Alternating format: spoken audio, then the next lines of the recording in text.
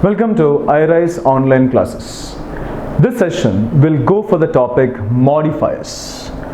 Now this topic modifiers matters in the case of sentence improvement and spotting the error. This will surely help us in the case of these two, sentence improvement and spotting the error, to identify the error in a sentence.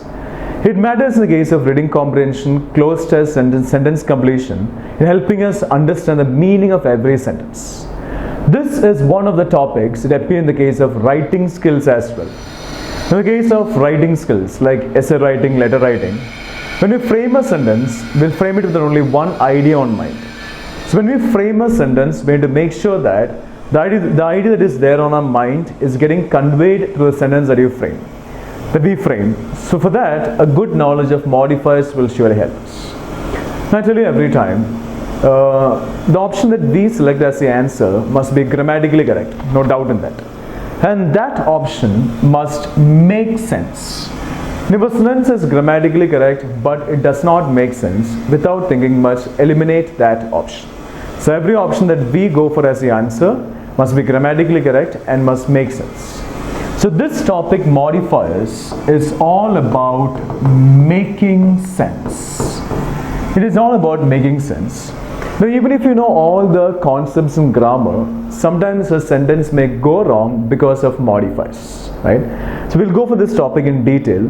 The concepts of this topic can be applied while reading a newspaper as well, because it's all about reading and understanding, comprehending. Right? You know what a subject is. The doer of an action or the noun or pronoun given primary importance in a sentence is called the subject. The receiver of an action or the noun or pronoun given secondary importance in a sentence is termed as the object. Subject and object can be living things or non-living things, but only nouns or pronouns. You know what a noun is, you know what a pronoun is. In a sentence, an object is not necessary. May be there, may not be there. But a subject and a verb must be there in every sentence. If a sentence does not contain a subject or a verb, that sentence is grammatically wrong. So you know what a subject is, you know what a predicate is. We've already discussed, you know what a subject is and what an object is. We've already discussed predicate. In a sentence, what is said about the subject is called the predicate. That means when you leave the subject, the rest of the sentence is called the predicate. The part excluding the subject is called the predicate. We have discussed all these we have gone for all these in detail in the topic conditional sentences. I told you about a clause as well. A clause is a part of a sentence containing a subject and a predicate. A part of a sentence containing a subject and a predicate is called a clause. That means a clause is subject plus predicate. Subject plus predicate is termed as a clause. Now the only difference between a sentence and a clause is that a sentence always makes a complete sense, whereas a clause makes a complete sense or an incomplete sense. There's a difference between a sentence and a clause.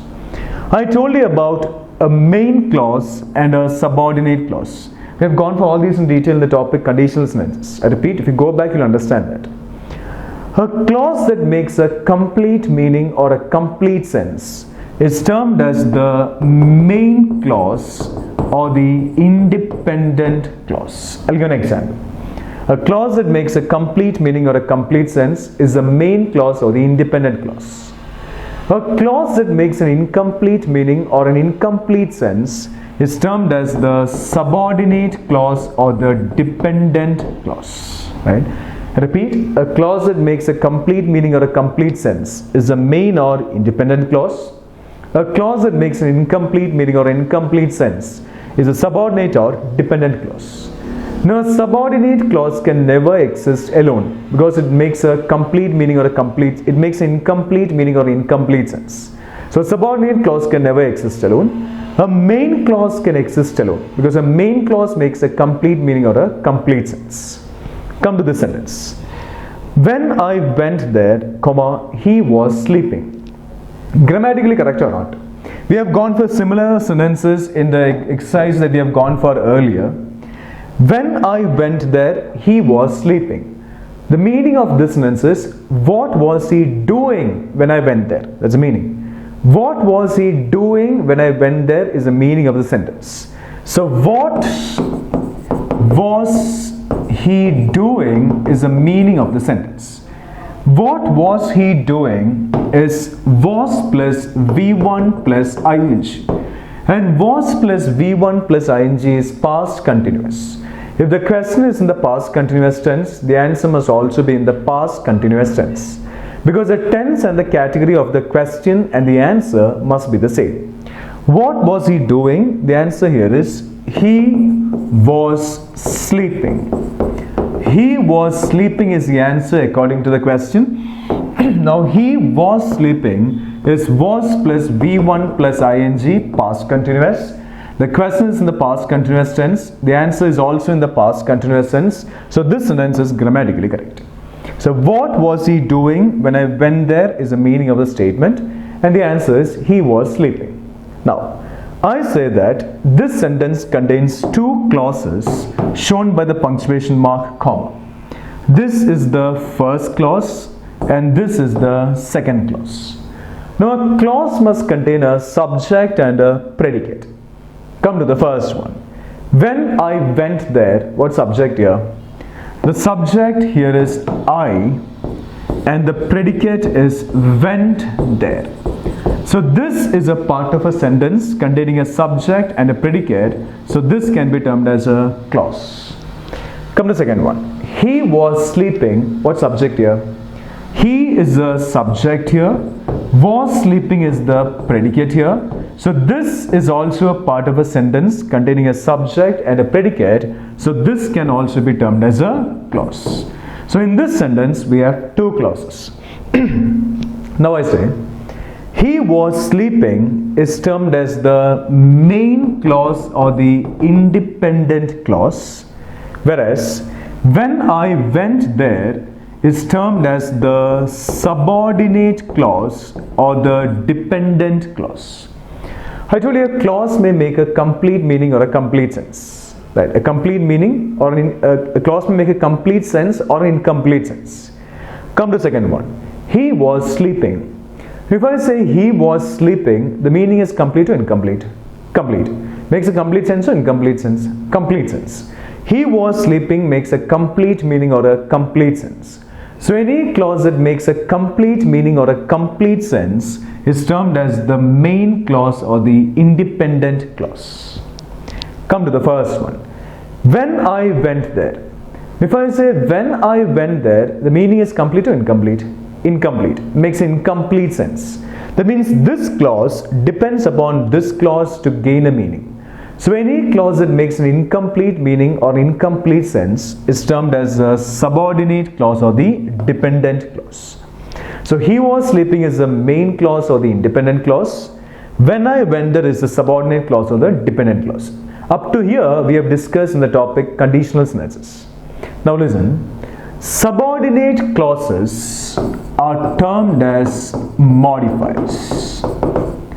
Subordinate clauses are termed as modifiers. Clear? So when you take a sentence, you identify the modifier in a sentence. And as said, the subordinate clause in a sentence is called the modifier in the sentence. Right.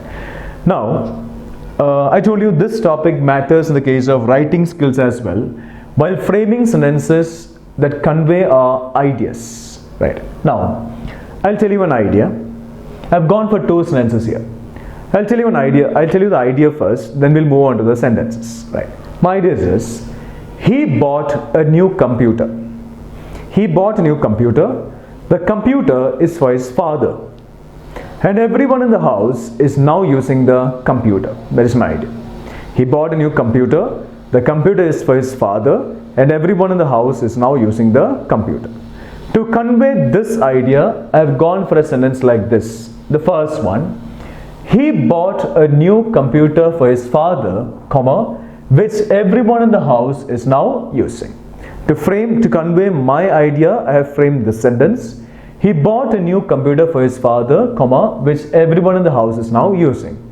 Now my question is my idea getting conveyed through this sentence or not? That is my question.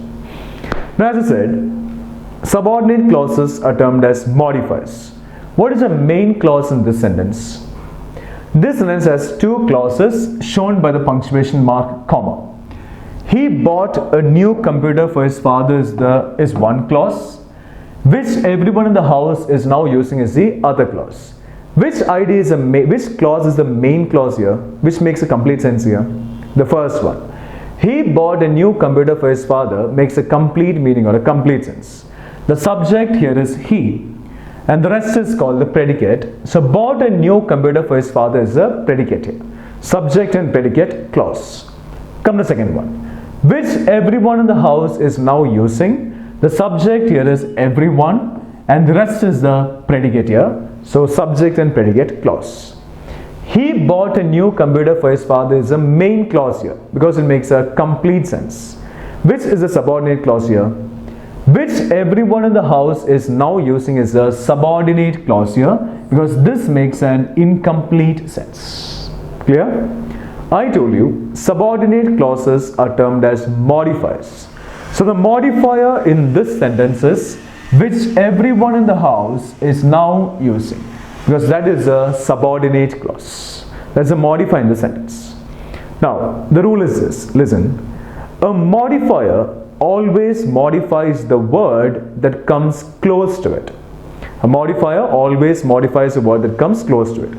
So we need to associate the modifier with the word coming close to it.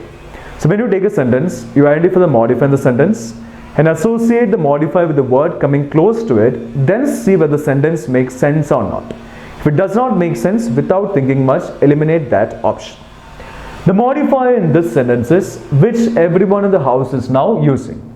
The modifier comes close to the word father. That means the modifier is modifying the word father. So we need to associate the word father with the modifier. So this sentence must be read only this way. Father, which everyone in the house is now using. That's a way to read the sentence, right? Father, which everyone in the house is now using is a way we need to read this sentence. Now understand. Father, which everyone in the house is now using means what? Father, which everyone in the house is now using means everyone in the house is now using the father. Will everyone in the house use the father? No. So sentence does not make any sense. Most importantly, my idea is not getting conveyed. According to my idea, what is everyone in the house now using? The new computer. That means the word computer must come close to the modifier, not the word father. The meaning of this statement is everyone in the house is now using the father, which does not make any sense. So option, this sentence is eliminated. Now, come to the second statement. He bought his father a new computer. If I say he bought his father full stop. He bought his father full stop means he purchased his father. Does not make sense. He bought his father a car full stop. He bought his father a car means he bought a car for his father. That makes sense, right? He bought his father. For is not required here.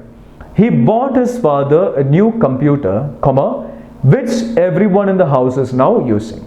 The modifier in this sentence is which everyone in the house is now using. The subordinate clause, modifier. Then I said a modifier modifies a word that comes close to it. So we need to associate the modifier with the word coming close to it. The word coming close to the modifier is a new computer. That means the modifier is modifying the word computer. So we need to associate the word computer with the modifier. So this sentence must be read only this way. A new computer which everyone in the house is now using. A new computer which everyone in the house is now using means what? Everyone in the house is now using the computer. Now my idea is getting conveyed. This sentence makes sense. Everyone in the house is now using the computer. This must be considered. According to the first sentence, everyone in the house is now using the father. Does not make sense. According to the second sentence, everyone in the house is now using the computer. That makes sense, right? Now all the sentences are grammatically correct, may not make sense. For instance, the elephant is flying, grammatically correct, but does not make sense. The sun rises in the west, grammatically correct, but does not make sense because all of us know the sun rises in the east. The first sentence does not make sense. Now my question is the first sentence grammatically correct or not? Now we should never miss any concept.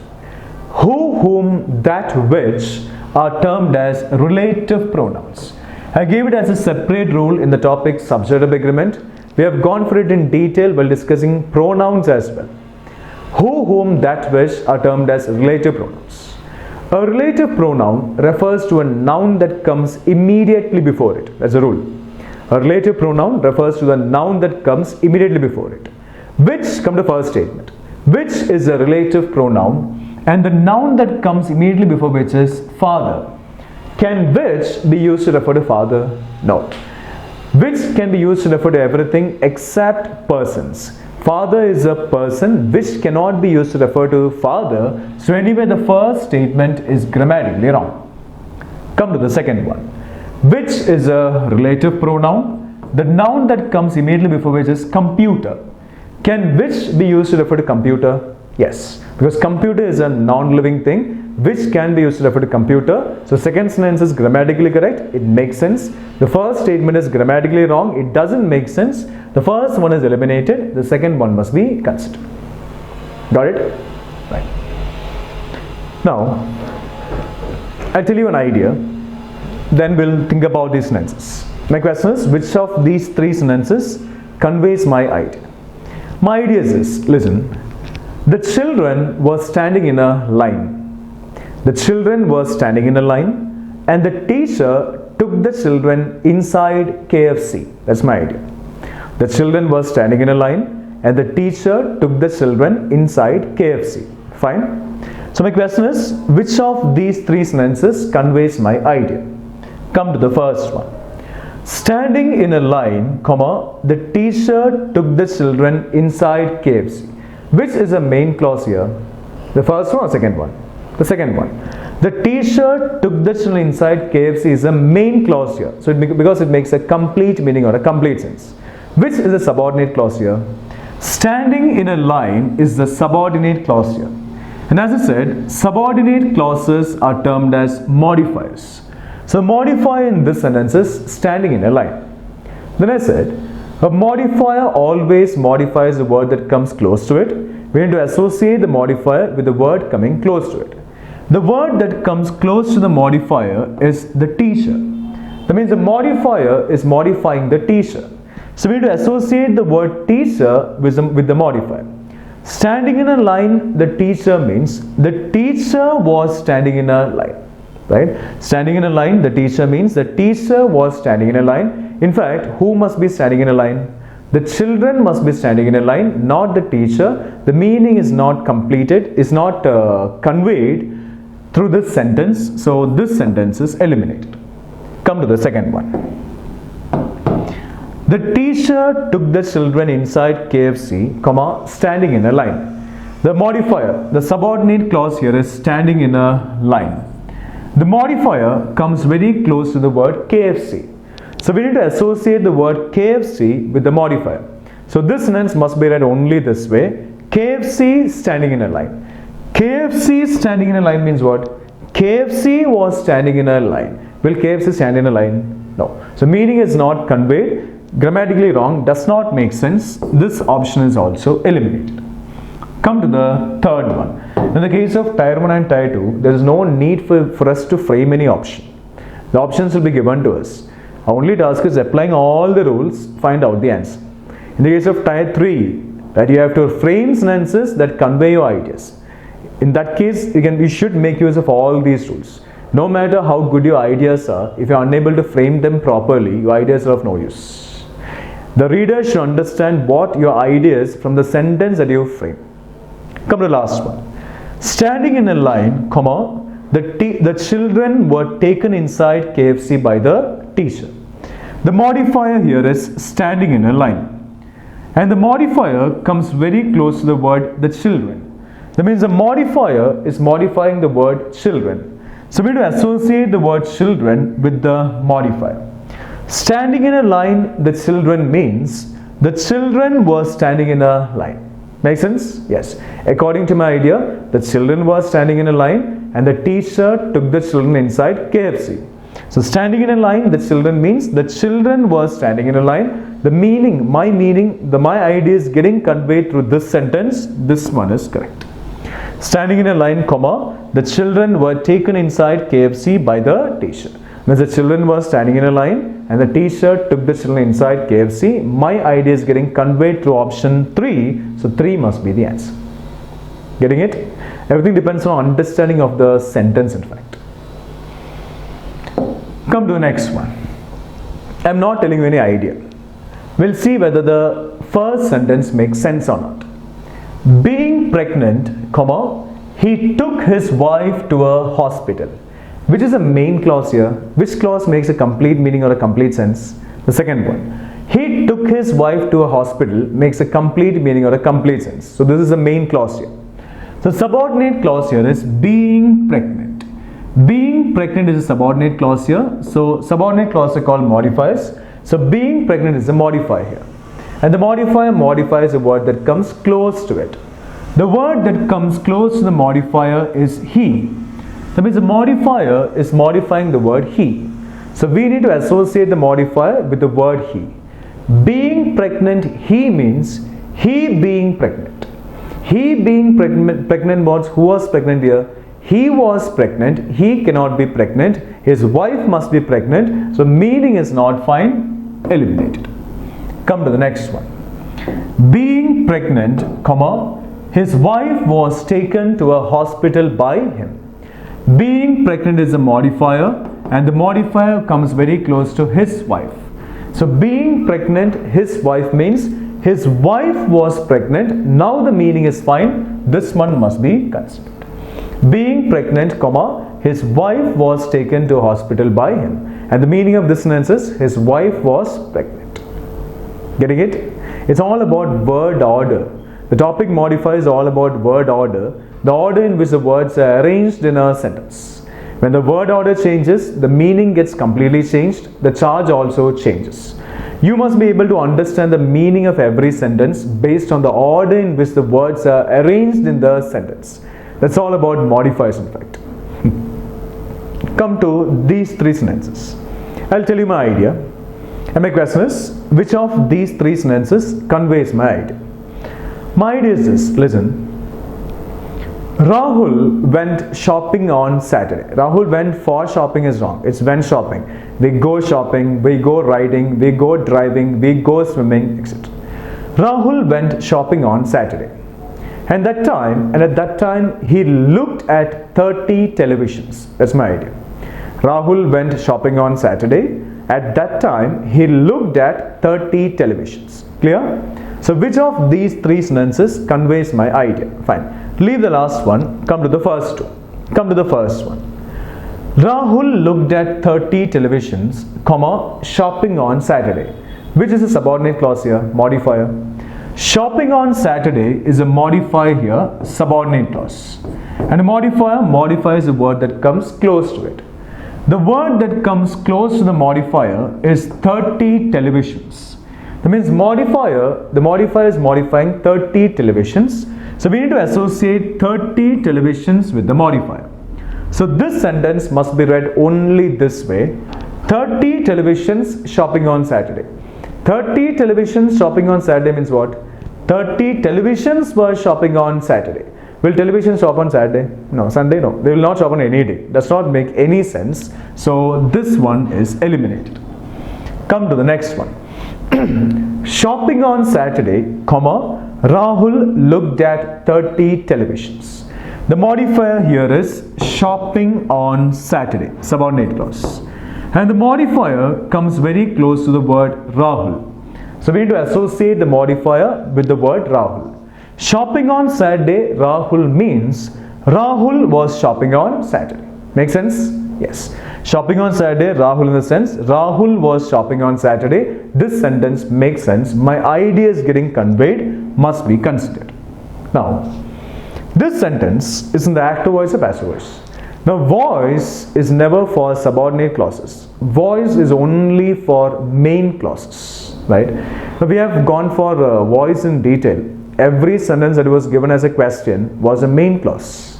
Because every sentence that was given as a question makes sense, or every sentence that is given as a question makes sense.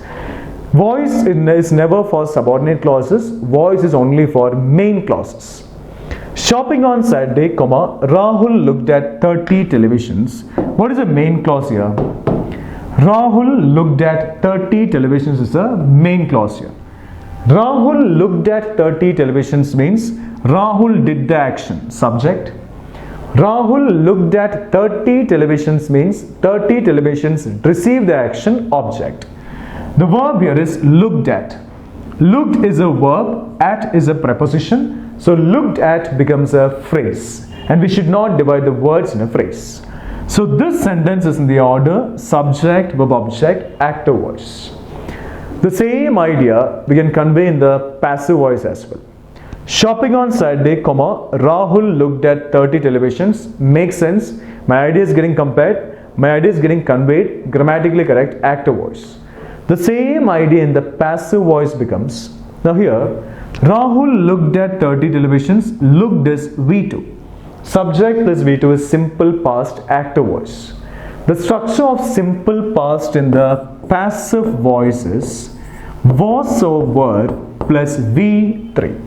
So when we convert the same idea into the passive voice, it must be in this structure was over plus V3. The same idea in the passive voice becomes 30 televisions were looked at by Rahul, comma, shopping on Saturday.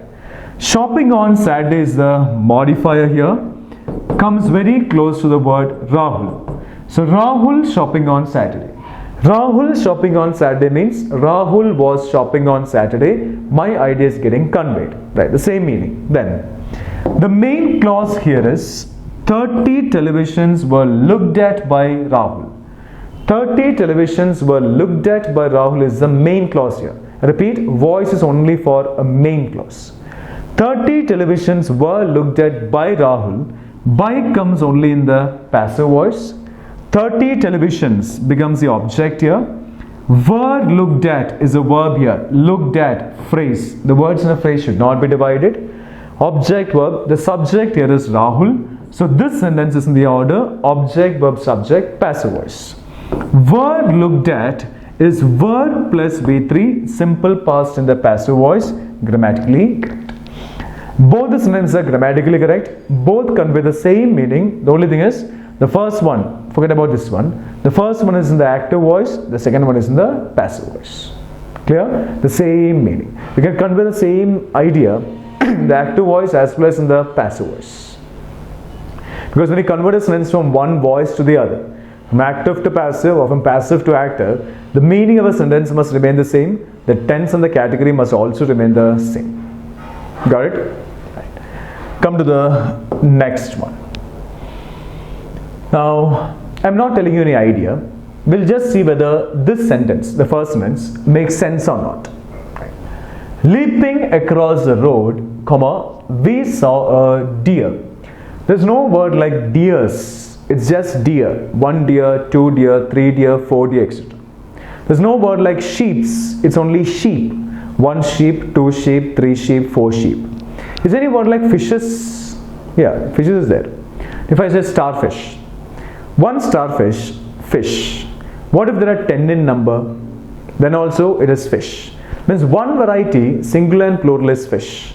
If there is more than one variety, then it becomes fishes. If I say starfish and goldfish, fishes. If I say I have bought some fishes, what should you understand? More than one variety. Right. Leaping across the road, comma, we saw a deer. What's a modifier here? Subordinate clause. Leaping across the road is a modifier here, subordinate clause. And the modifier comes close to the word we. So we have to associate the word we with the modifier. Leaping across, you know, right? Leaping, jumping, right? Leaping across the road, comma, we in the sense, we were leaping across the road.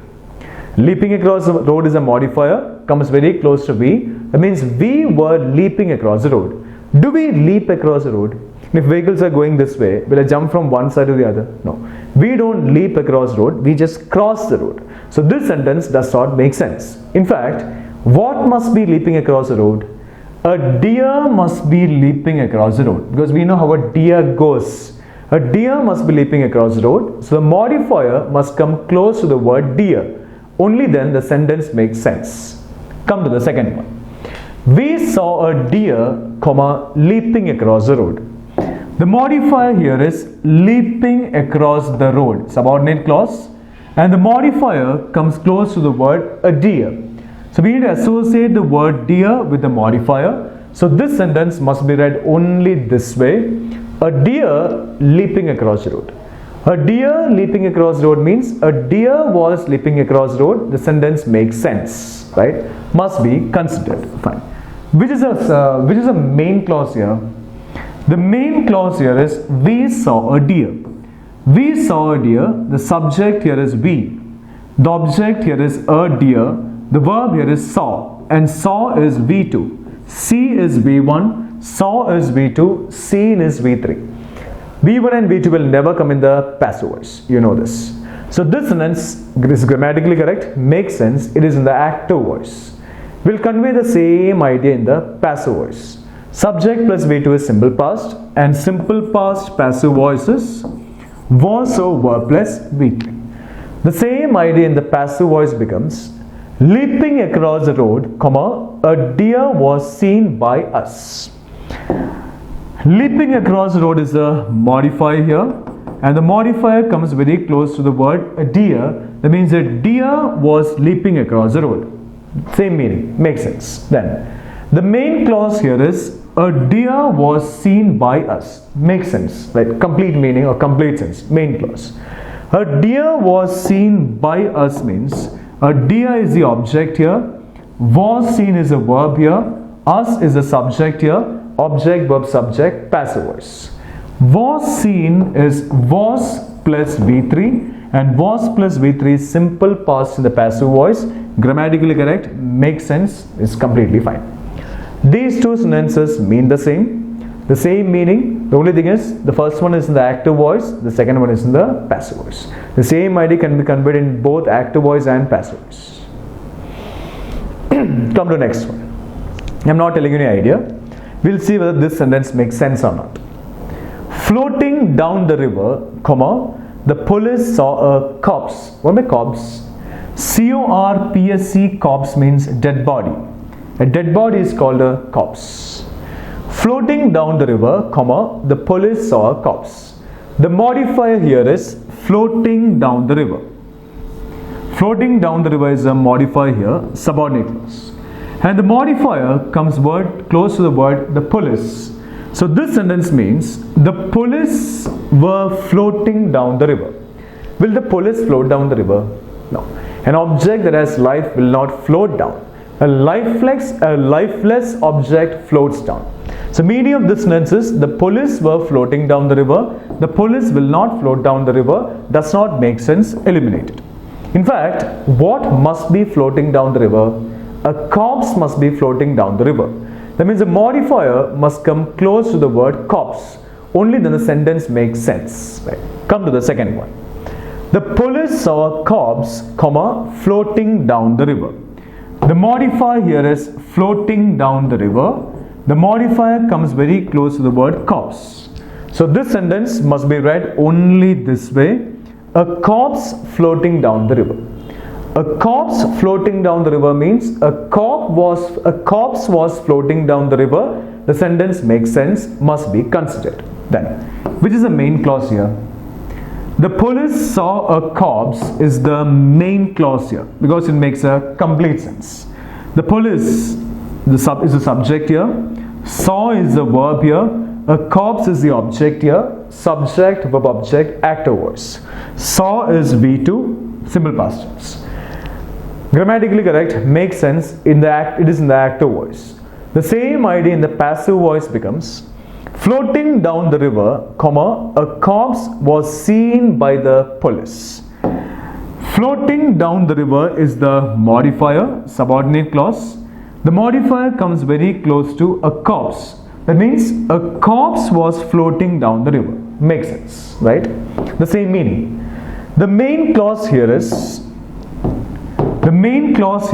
a corpse was seen by the police. A corpse is the object here. Was seen is a verb here. The police is a subject here. By comes only in the passive voice. You know that. So object, verb, subject, passive voice. Was seen is was plus V3, and was plus V3 is simple past in the passive voice, grammatically correct. So these two statements are grammatically correct. They convey the same meaning. The only thing is this one is in the active voice, this one is in the passive voice. Got it?